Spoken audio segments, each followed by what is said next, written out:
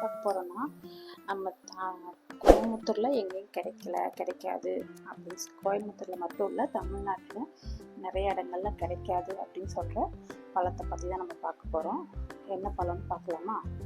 இது வந்துட்டு எங்கன்னா நம்ம கோயம்புத்தூரில் தான். இந்த பழம் பேர் நிறைய பேருக்கு தெரியல. ஸ்டார்டிங்கில் எனக்குமே தெரியல தான்.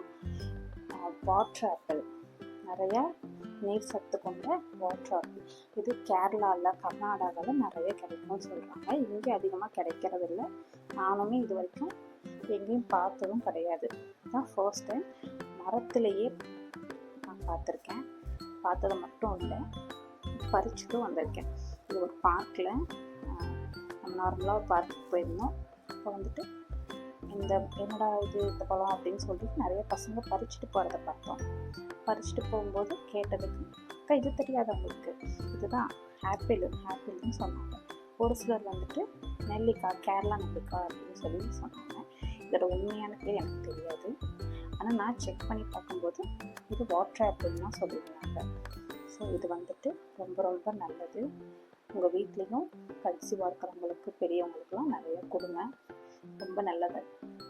இப்போ இதை நம்ம பறிச்சுட்டு எப்படி இருக்குன்னு காட்டுறோம் பாருங்க. பறிச்சு ஒரு வீட்டுக்கே பேக் பண்ணியாச்சு. பாருங்க, நல்லா நிஜமாவே சாப்பிட்டு பார்த்தோம், நல்லா இருந்துச்சு. ரொம்ப ஏற்கவும் இல்லை, உப்பு துவர்க்கவும் இல்லாமல் நீட்டாக நல்லா இருந்துச்சு. எனக்கு பிடிச்சிருந்துச்சு. நிறைய சத்துக்களும் இருக்குன்னு சொல்கிறாங்க. ஒன்ஸ் நீங்கள் ட்ரை பண்ணுங்கள்.